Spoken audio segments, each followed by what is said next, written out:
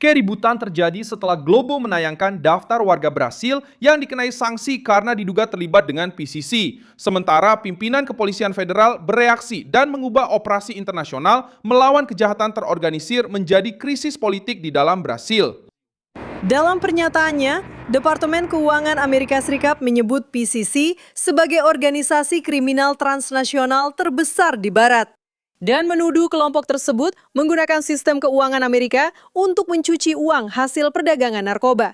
Sanksi yang diumumkan hari ini ditujukan kepada 2 warga negara Brazil dan 4 perusahaan, Victory Trading Intermediação de Negócios, Cobranças e Tecnologia, PixWave Soluções de Pagamentos, Wave Construções Econômicas Inteligentes, Semuânia Berbases de São Paulo. Perusahaan keempat adalah Avenidas Flutuantes Unipessoal, yang terdaftar di Portugal. Menurut Departemen Keuangan Amerika, semuanya dikendalikan atau dikelola oleh Vitor Henrique de Oliveira Chimada dan digunakan untuk memberikan kesan legalitas pada transaksi keuangan serta mempersulit identifikasi asal-usul dana tersebut.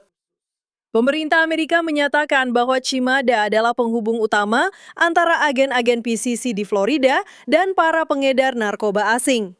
Sanksi juga dijatuhkan kepada Estela Henrique de Oliveira yang disebut-sebut sebagai kerabat Chimada. Dia diduga bertanggung jawab atas pengumpulan dan logistik uang hasil perdagangan narkoba. Pemerintah Amerika Serikat mengumumkan pada 1 Juli 2026 sanksi terhadap Vitor Henrique de Oliveira Chimada, Estela Stephanie Nunes Henrique de Oliveira, 3 perusahaan Brasil dan 1 perusahaan di Portugal. Dengan alasan bahwa kelompok ini merupakan bagian dari jaringan yang digunakan untuk mencuci uang hasil perdagangan narkoba dan mengalirkan dana untuk Primeiro Comando da Capital. Struktur yang dipimpin oleh Chimada diduga telah mencuci lebih dari 30 juta dolar untuk PCC di Florida, setara dengan lebih dari 150 juta real uang yang kembali ke Brazil melalui transfer mata uang kripto. Pemerintah Amerika Serikat membekukan aset Vitor Chimada, Estela de Oliveira, dan perusahaan mereka di Amerika Serikat, serta melarang warga Amerika melakukan transaksi dengan para target tersebut. Selain itu, lembaga keuangan asing yang tetap melakukan bisnis penting dengan pihak yang dikenai sanksi juga dapat menerima hukuman. Informasi ini menjadi perhatian nasional karena Jurnal Nasional menayangkan daftar target dan menunjukkan bahwa Washington menganggap PCC sebagai organisasi kriminal transnasional terbesar di belahan barat. Kasus ini menjadi semakin panas ketika Tarcísio de Freitas merayakan langkah tersebut dan mengatakan bahwa setiap sanksi terhadap orang-orang yang terkait dengan PCC sangat disambut baik. Saya rasa segala upaya untuk memerangi organisasi seperti PCC harus dilakukan. Bayangkan saja, saat ini PCC sudah ada di setidaknya 11 negara bagian Amerika. Ada sel-sel Primeiro Comando da Capital di Amerika Serikat. Anda tidak bisa membiarkan ini berkembang. Ya, orang-orang ini mencuci uang dengan berbagai cara. Selalu ada yang memfasilitasi keluar masuknya uang. Arus masuk dan keluar uang itu harus diawasi. Kita harus menggunakan intelijen untuk hal ini. Dan siapapun yang berkomplot dengan kejahatan, pantas, harus dihukum. Sementara Andrei Rodrigues, Diretor-Jenderal Polisi Federal, menyatakan bahwa 2 warga Brasil yang dikenai sanksi itu tidak memiliki hubungan dengan kelompok tersebut. Diretor-Jenderal Polisi Federal, Andrei Rodrigues, membantah bahwa Vitor Henrique de Oliveira Chimada dan Estela Stephanie Nunes Henrique memiliki hubungan dengan Primeiro Comando Capital di ibu kota, bertentangan dengan tuduhan pemerintah Amerika. Jadi pemerintah Brazil menghindari reaksi yang terlalu keras di depan umum, tetapi mengatakan bahwa hal ini khawatir jika hal ini menyebar ke sektor ekonomi lainnya dan juga mempengaruhi sistem. Eduardo Bolsonaro juga ikut bereaksi secara politik dan membantah telah meminta tarif terhadap Brasil dengan mengatakan bahwa tekanannya adalah agar elit Brasil menuntut Mahkamah Agung Federal. Disitulah pertanyaannya muncul, apa yang diungkapkan daftar ini? Mengapa polisi federal bereaksi? Bagaimana pemerintah Lula akan menjelaskan rasa malu ini? Saya akan segera memberitahumu semuanya. Jika kamu suka konten yang langsung ke intinya tanpa bertele-tele seperti ini, pertimbangkan untuk berlangganan karena di sini ada video seperti ini setiap hari. Secara praktik, aset dan kepentingan orang-orang serta perusahaan-perusahaan ini yang berada di bawah yurisdiksi Amerika Serikat akan diblokir dan warga negara atau perusahaan Amerika dilarang melakukan transaksi dengan mereka kecuali ada izin khusus. Washington menyatakan bahwa Cimada adalah penghubung kunci antara operator PCC yang berbasis di Florida dan para pengedar narkoba asing. Menurut Departemen Keuangan Amerika, jaringan tersebut diduga telah mencuci lebih dari 30 juta dolar dari hasil ilegal yang dihasilkan di berbagai kota di Amerika Serikat dan menggunakan mata uang kripto untuk mengirim dana ke Brasil. Tuduhan tersebut juga menyebutkan Estela sebagai kerabat dan rekan dekat perusahaan-perusahaan tersebut. Dan menggunakan mata uang kripto untuk mengirim dana ke Brasil. Beroperasi dalam layanan logistik untuk pengumpulan uang tunai. Pemerintah Amerika tidak menganggap kasus ini sebagai dugaan kecil. Mereka menganggapnya sebagai bagian dari sistem kejahatan transnasional yang menggunakan perusahaan, rekening, teknologi keuangan, dan jalur internasional untuk menyembunyikan uang kotor. Poin terpenting muncul ketika Departemen Keuangan Amerika Serikat sendiri menggambarkan PCC sebagai organisasi kriminal transnasional terbesar di belahan barat dan mengatakan bahwa faksi tersebut merupakan ancaman nyata dan yang terus berkembang di dalam wilayah tersebut. Pernyataan tersebut menyebutkan aktivitas khususnya di Florida, pencucian uang dari perdagangan narkoba, dan ekspansi global dengan kehadiran signifikan di negara-negara seperti Inggris, Turki, dan Jepang. Pemerintah Amerika juga menginformasikan bahwa tindakan terbaru dari otoritas Brasil mengungkapkan bahwa sebuah operasi pencucian uang yang dikendalikan oleh PCC menggunakan jaringan distribusi elektronik Tiongkok dan platform perdagangan elektronik Tiongkok telah mencuci lebih dari 190 juta dolar dalam 7 bulan.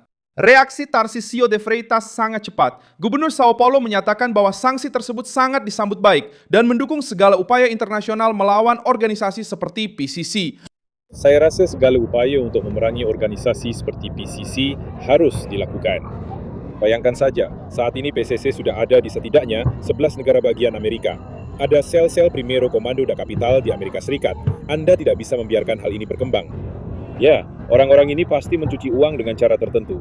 Ada seseorang yang memfasilitasi keluar masuknya uang. Pemasukan dan pengeluaran uang seperti ini harus diawasi. Kita harus menggunakan intelijen untuk itu. Dan siapapun yang berhubungan dengan kejahatan memang pantas, harus dihukum. Jadi sanksi terhadap orang-orang yang terkait dengan PCC itu sangat baik. Segala upaya. Dan satu hal lagi, ini adalah kejahatan lintas negara. Ini bukan kejahatan yang terbatas hanya pada perbatasan negara bagian atau Brasil saja. Ini benar-benar kejahatan internasional. Mereka ada di Amerika Selatan, mereka ada di Eropa, mereka ada di Amerika Serikat. Jadi, semua upaya internasional untuk memerangi organisasi-organisasi ini juga harus dilakukan. Karena organisasi-organisasi ini, perdagangan narkoba internasional benar-benar menghancurkan masyarakat. Jika kita melihat jumlah kejahatan yang terjadi terkait dengan perdagangan narkoba, itu sangat mencengangkan. Kita akan melihat bahwa sebagian besar pembunuhan yang terjadi disebabkan oleh perdagangan narkoba. Jadi ini adalah borok sosial yang harus diberantas. Dia mengatakan bahwa faksi tersebut tidak terbatas pada perbatasan Brasil dan menyebutkan kehadirannya di setidaknya 11 negara bagian Amerika selain beroperasi di Amerika Selatan dan Eropa. Pernyataan itu disampaikan di São Paulo saat peresmian Praça do Triunfo di wilayah pusat ibu kota São Paulo.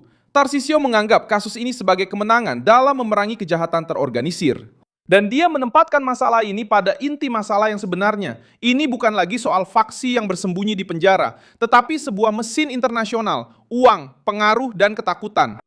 Pernyataan Andrei Rodrigues memicu sisi politik dari krisis ini. Direktur Jenderal Polisi Federal sudah menyebut keputusan Amerika Serikat yang mengklasifikasikan PCC dan Komando Vermelho sebagai organisasi teroris asing sebagai kekeliruan teknis.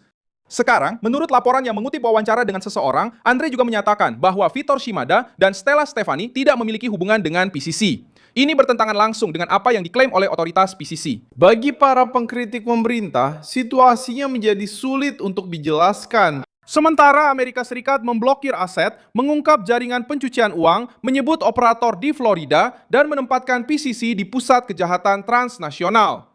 Pimpinan Kepolisian Federal terlihat berusaha mengecilkan arti kaitan yang disebutkan oleh Washington. Kementerian Kehakiman juga menyatakan keprihatinan. Sekretaris Nasional Kehakiman Maria Rosa Guimarães Lolo menyatakan bahwa pemerintah tidak membela para penjahat, tetapi khawatir terhadap dampak tidak langsung pada masyarakat dan lembaga keuangan Brasil.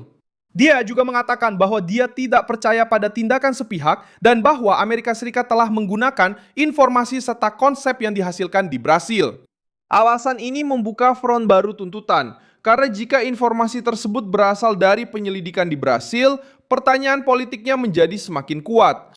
Mengapa pemerintah tampak lebih terganggu? Terganggu dengan sanksi Amerika daripada dengan struktur keuangan yang diduga melayani PCC. Kasus Cimada memang sudah dikelilingi oleh penyelidikan lain di Brasil.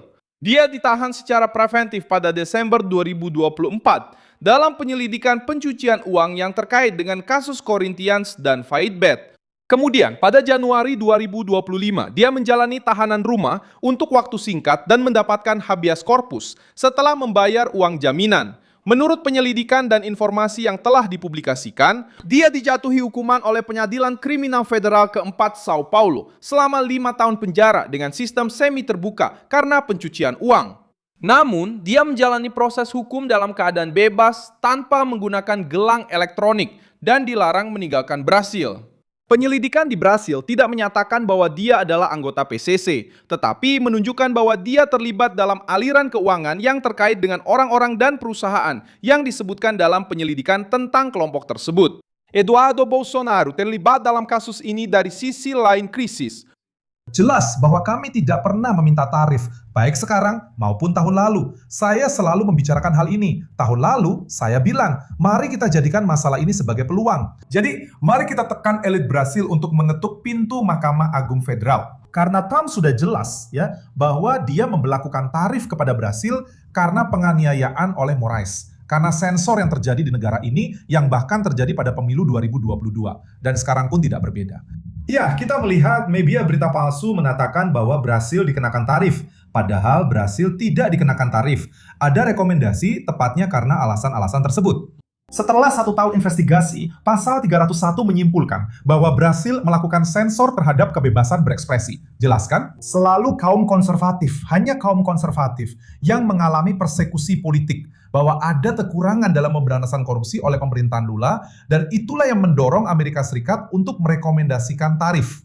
Tapi sebelum tarif ini, sebelum bisa diterapkan, karena masih menunggu tanda tangan Trump, Amerika Serikat mengikuti proses hukum yang semestinya berbeda dengan STF Brasil dan membuka untuk audiensi publik.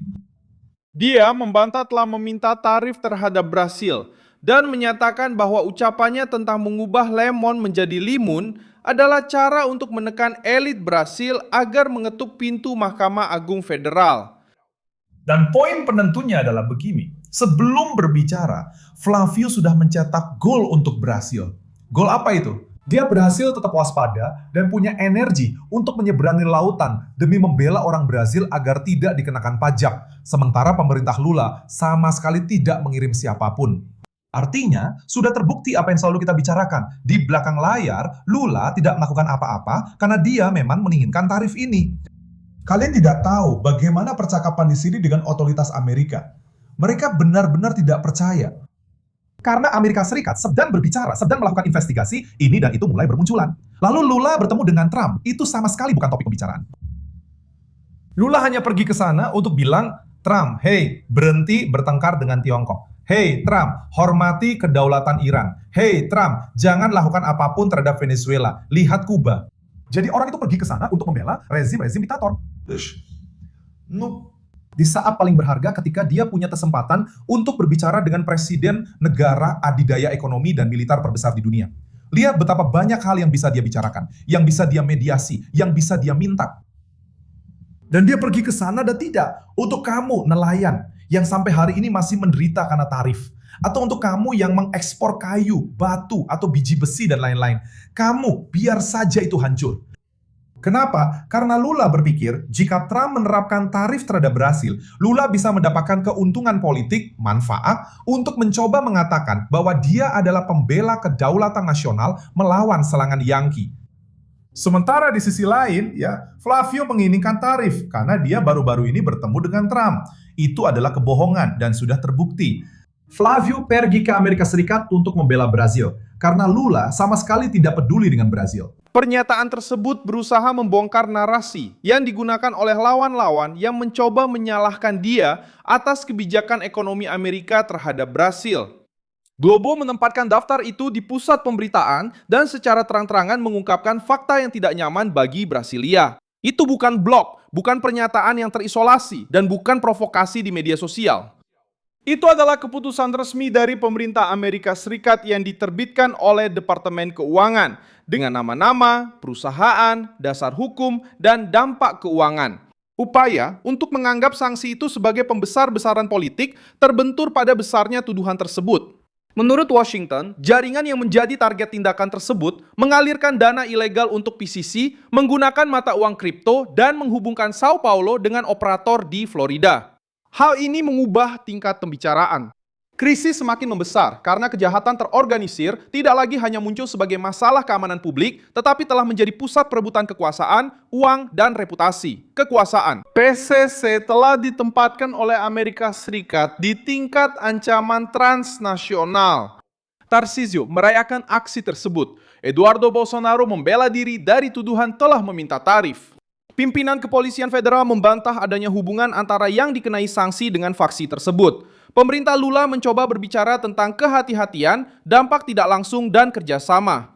Namun, daftar tersebut sudah dipublikasikan, nama-namanya sudah terungkap, dan pesan dari Amerika sudah disampaikan. Siapapun yang dianggap sebagai pendukung keuangan PCC bisa dijerat di luar Brazil. Jika PCC telah menjadi ancaman internasional, mengapa begitu banyak orang yang berkuasa tampak lebih takut dengan sanksi daripada dengan kelompok tersebut?